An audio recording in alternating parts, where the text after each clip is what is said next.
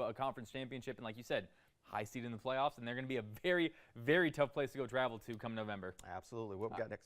Yeah, time to get back to the action on the field for a big Catawba County rivalry. It is Maiden at Bandys. Both teams have a loss in Catawba Valley Conference play, and both needed a win to stay in the race for a conference title. Our Steve Onosorge was at this one and has the story.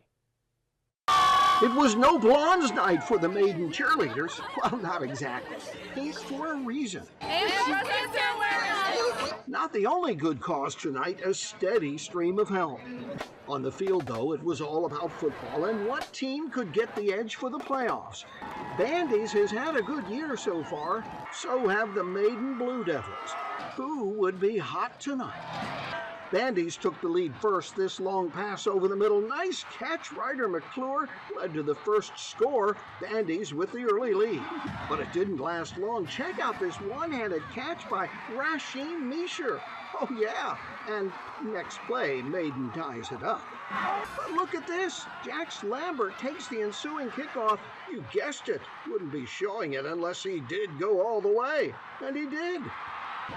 Rasheen Misher had a night. Another catch. Look at the moves. They're not going to stop him. He scores. But Bandys still leads 15-14. And they add to the lead when Caden Hendrickson makes a spectacular catch. It's now 22-14. But Maiden fans weren't worried. They're coming back? Always. Just before half, they did. Talon May's great catch leads to another tying TD. Second half, a bit more defense until Brady Sweat on the quarterback keeper. That puts Bandys back on top. But this didn't help. Fumble, Maiden has it. It led to a Blue Devils score, and with time running out, Maiden goes back to the air, and that's 6, and an 8-point lead. Still a chance for Bandys, but it just wasn't going to happen.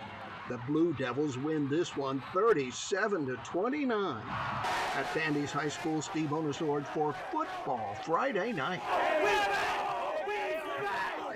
Earlier today on the Kyle Bailey Show, I was asked about this game, and I said it was going to be a shootout. That was a shootout. I got whiplash from all the back and forth of that game, God. man. What a game right there. And I talked about Maiden. Maiden they've become kind of that forgotten team. You know, they had the 2 losses. One of those losses was to Watauga, which is a 4A school.